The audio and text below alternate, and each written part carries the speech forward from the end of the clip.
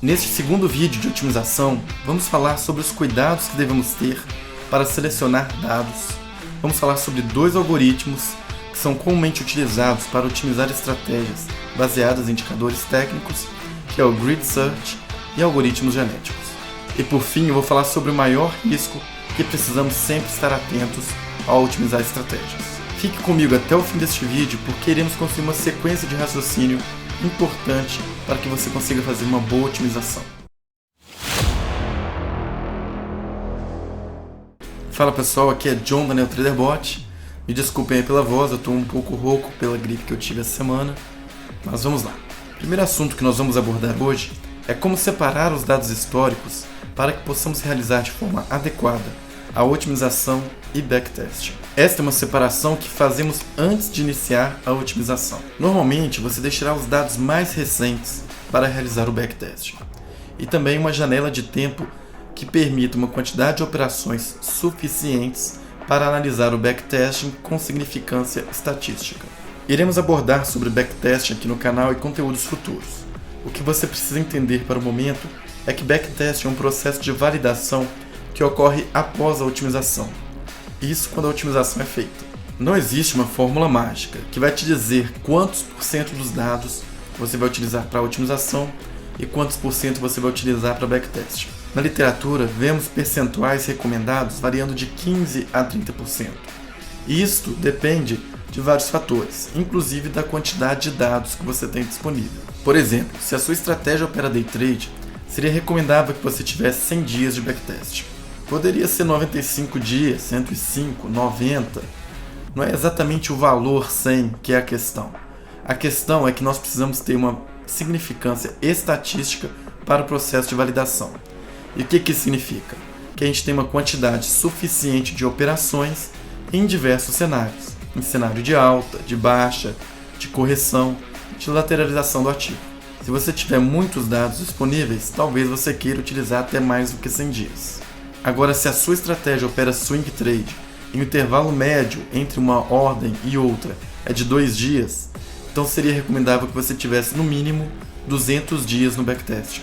Observe que no caso da estratégia de day trade, você vai ter uma quantidade de operações muito superior à quantidade de operações de swing trade.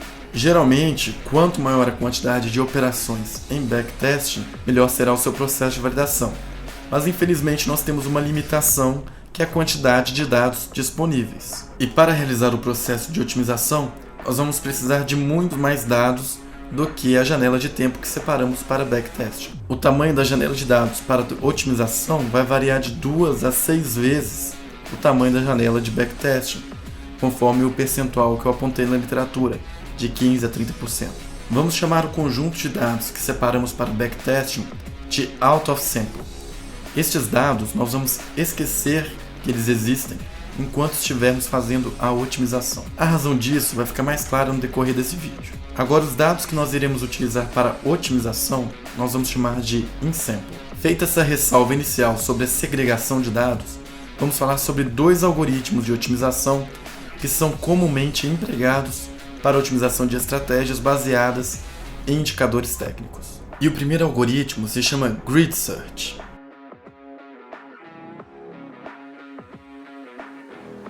Isso é só um nome bonito para dizer que a exploração do espaço de busca será feita por força bruta. Ou seja, nesse algoritmo nós vamos simular todas as possibilidades de configuração de parâmetros da estratégia. Você viu no exemplo do vídeo anterior que para uma estratégia de cruzamento triplo de média com 7 graus de liberdade, tínhamos 7 milhões de possibilidades. E isso é coisa pra caramba, não dá para simular isso tudo. Fica muito caro. Imagina a quantidade de tempo, custo de máquinas ou até aluguel de cloud computing para se obter os parâmetros ótimos de uma estratégia que no final pode ter um resultado até não lucrativo. A primeira lição é ponderar sobre os recursos que se tem disponível para realizar a otimização. Você vai fazer a simulação, o tabelamento dos resultados, tudo de forma automática, sem nenhuma intervenção humana? Então tudo bem, dá até para testar mais possibilidades. Agora, se você vai fazer uma otimização por Grid Search na mão, então para que seja algo viável, você vai ter que reduzir bastante o espaço de busca. Vou te dar um exemplo básico de Grid Search. Suponha que iremos otimizar uma estratégia que tem apenas 2 graus de liberdade, uma variável x e uma variável y. E para cada variável nós definimos 5 possibilidades. Então, se formos desenhar um plano cartesiano, onde o eixo x terá as possibilidades da variável x e o eixo y as possibilidades da variável y, teremos 25 pontos neste espaço. Estes 25 pontos representam a permutação dos valores de x e y. O Grid Search consiste em rodar 25 vezes essa estratégia nos dados in sample para cada uma das combinações de x e y. E para cada um desses 25 pontos, nós vamos ter o valor da função objetivo que estabelecemos, que vai ser uma das métricas, lucro líquido, drawdown, risco-ganho, a métrica que você escolheu como função objetivo. Mas em qual ordem eu vou percorrer esses 25 pontos? Bom, tanto faz, porque você vai percorrer os 25 pontos de qualquer forma. Se você estiver fazendo o Grid Search manualmente, talvez você queira começar por uma sequência que ache mais interessante. Se uma estratégia tivesse mais do que 3 graus de liberdade, já não seria possível representar graficamente estes pontos, mas acho que você já entendeu a ideia. O Profit Chart, na versão de hoje, não oferece nenhum suporte para realizar a otimização. Em outras palavras, se você utiliza apenas o Profit Chart, a sua otimização será mais limitada, porque possivelmente será executada no espaço de busca menor. Para ampliar o espaço de busca ou automatizar o processo de otimização, você precisará utilizar outras plataformas ou frameworks. E eu irei falar sobre diferentes formas de realizar otimização em outras plataformas nos próximos vídeos. Fique atento aí no canal. Você deve estar pensando, fazer otimização utilizando força bruta é fácil, mas gasta muito recurso. Será que não tem uma forma mais inteligente de fazer isso? Sim, e a resposta é algoritmo genético.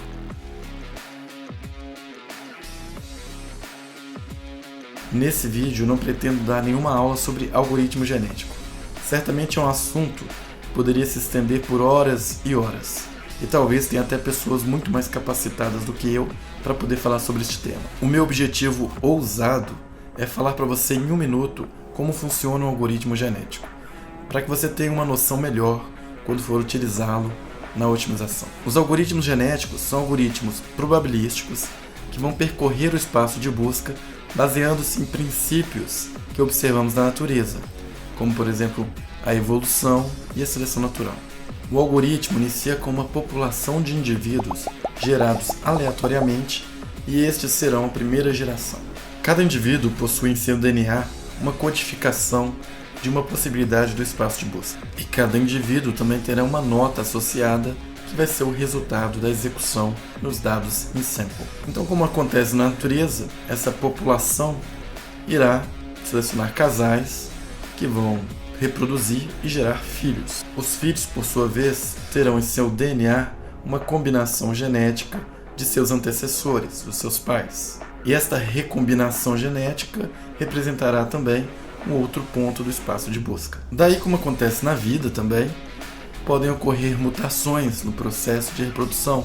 Algumas variáveis, algumas partes do DNA podem sofrer algumas variações aleatórias. E teremos também o processo de seleção natural. Alguns indivíduos, aqueles com as piores notas, pior resultado com dados in sample, vão morrer. Esses indivíduos não vão passar para a próxima geração, ou seja, o seu código genético não será passado para futuras gerações. Então a próxima geração será composta por parte dos pais que tiveram os melhores resultados e pelos filhos. A próxima geração, então, vai passar pelo mesmo processo. Vai haver reprodução, vai haver variabilidade genética devido a mutações e alguns indivíduos não vão passar para a próxima geração. E este processo vai acontecer de forma iterativa até que uma condição de parada seja atingida. E essa condição de parada poderia ser, por exemplo, dado que nenhum indivíduo superou o melhor resultado de algum indivíduo das últimas 5 gerações, significa que esse indivíduo com o melhor resultado é a melhor solução para o problema, ou seja, é a solução otimizada. Espero que tenha dado para entender como funciona o algoritmo genético. Eu não me aprofundei aqui em detalhes matemáticos ou fundamentação teórica, mas para quem tiver interesse, basta procurar na internet que tem excelentes materiais de referência. Qual é o benefício almejado pelos algoritmos genéticos? Simples, deseja-se reduzir o esforço computacional exigido pelo algoritmo de força bruta. Com algoritmos genéticos, a gente espera não ter que executar todas as simulações possíveis e obter o resultado de maneira mais eficiente, não tendo que percorrer todo o espaço de busca. Tendo explicado então os dois principais algoritmos para otimização de estratégias automatizadas, vamos falar sobre o maior risco da otimização: overfitting.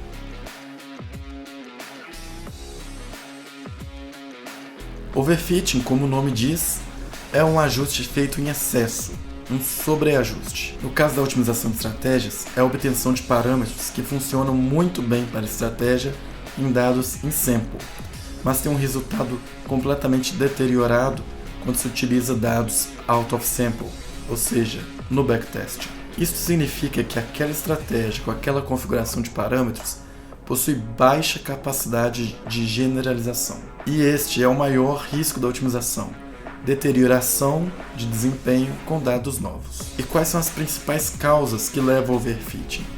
Primeiro, excesso de graus de liberdade da sua estratégia. Segundo, dados em sample com viés. Vamos entender isso um pouco melhor. Quanto mais parâmetros você estiver otimizando, significa que mais graus de liberdade a sua estratégia tem para se adaptar aos dados de entrada, ou seja, aos dados in sample. Isso significa que você pode estar otimizando um modelo muito específico, ou pode estar utilizando uma quantidade grande de indicadores, ou inserindo para a otimização muitas variáveis. As configurações que apresentarem melhor resultado de otimização possivelmente podem estar incorrendo em overfitting. Algumas pessoas recomendam descartar essas configurações, mas eu prefiro simular essas simulações também em backtesting para ter certeza de que houve overfitting ou não. Outra forma de incorrer em overfitting é você realizar a otimização com dados em sample que tenham como plano de fundo apenas um cenário, por exemplo, de alta e baixa volatilidade. Nesse caso, a gente diz que esses dados possuem viés, porque apresentam apenas uma condição específica. E, obviamente, a otimização vai gerar um melhor resultado para essa condição específica. Se os seus dados out of sample tiverem, por exemplo, cenários de baixa com alta volatilidade, provavelmente a sua estratégia vai ter um desempenho péssimo nessa nova situação. Isto porque a configuração de parâmetros selecionadas pela otimização foi feita com dados apenas de cenário de alta e baixa volatilidade. É uma coisa meio que óbvia, né? No entanto, isso pode passar desapercebido. É sempre bom você pegar os dados in sample e out sample e olhar eles graficamente, como que é o perfil desses conjuntos de dados. É bom também ressaltar a diferença de overfitting para otimização focada em uma condição específica de mercado. Haverá situações em que desejamos que a nossa estratégia tenha um resultado geral bom, independente da situação, cenário de alta, baixa ou consolidado. E para isso precisamos garantir que os nossos dados in sample possuam essa diversidade de cenários. Por outro lado, podemos querer também em algumas situações otimizar nossa estratégia apenas para uma condição específica de mercado, por exemplo, baixa ou então alta. Isto porque você irá selecionar o momento ideal para colocar aquela estratégia para executar. Se a situação atual do mercado for de alta, você vai pegar sua estratégia otimizada para cenário de alta e ativar naquele momento. Se o mercado agora está numa situação de baixa, um plano de fundo de baixa, você vai pegar sua estratégia otimizada para cenário de baixa. Para este tipo de aplicação, então, é interessante fazer a otimização com dados apresentando viés. No entanto, a gente também não deseja, mesmo com dados tendo viés, ter uma situação de overfitting. E o que seria overfitting nessa situação? Seria, por exemplo, você treinou um modelo, uma estratégia, um cenário de alta. Seus dados em sample tinham um cenário, um plano de fundo de alta. Você foi para os dados out of sample, onde também era um cenário de alta. Mas a estratégia teve um resultado bom nos dados em sample, mas quando você simulou, rodou o backtesting com os dados out of sample, houve uma deterioração muito significativa do desempenho da sua estratégia. Então, mesmo tendo dois cenários parecidos, tendo essa deterioração entre dados in sample e out sample, você percebe que houve overfitting na otimização da sua estratégia. A solução nesse caso seria reduzir um pouco os graus de liberdade que você deu à sua estratégia, para tentar generalizar ela um pouco mais ainda que você esteja aplicando apenas em cenário de alta. Reduzindo a quantidade de parâmetros, você vai forçar a generalização no processo de otimização. Então acho que ficou bem claro que a identificação de overfitting é baseado no resultado apresentado no backtest, em dados out of sample. E por isso a importância de, antes de começar o processo de otimização, separar o que é dado em sample e o que é dado out of sample. Talvez o maior problema do overfitting seja o impacto financeiro de você não perceber que houve um sobreajuste na otimização. Porque você vai criar uma estratégia e vai ter a falsa ilusão de que ela vai ter um bom resultado quando aplicada em uma conta real, e quando você for executar essa estratégia otimizada, a realidade vai te mostrar um outro fato, vai te mostrar uma estratégia que não tem um bom desempenho. Talvez a pessoa ainda nem tenha percebido que foi vítima do overfitting.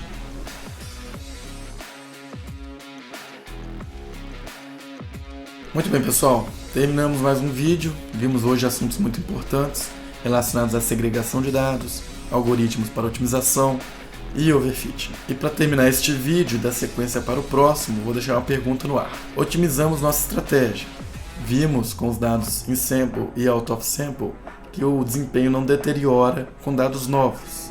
Então não temos ali presença de overfitting. De quanto em quanto tempo eu devo reavaliar se aqueles parâmetros daquela estratégia ainda estão adequados? Então vou dar uma dica sobre o que será o assunto do próximo vídeo. Para que a gente tenha um processo de otimização mais robusto, menos sensível às variabilidades de condições de mercado, nós vamos utilizar estratégias baseadas em validações cruzadas, ou do inglês cross-validation. Bom, espero que tenham gostado do conteúdo. Estou tentando contextualizar aspectos importantes de otimização antes de demonstrar na prática como fazer a otimização de uma estratégia. Se você conhece pessoas que também têm interesse pelo tema de otimização, indica esse vídeo e recomenda o canal. Um grande abraço e até a próxima.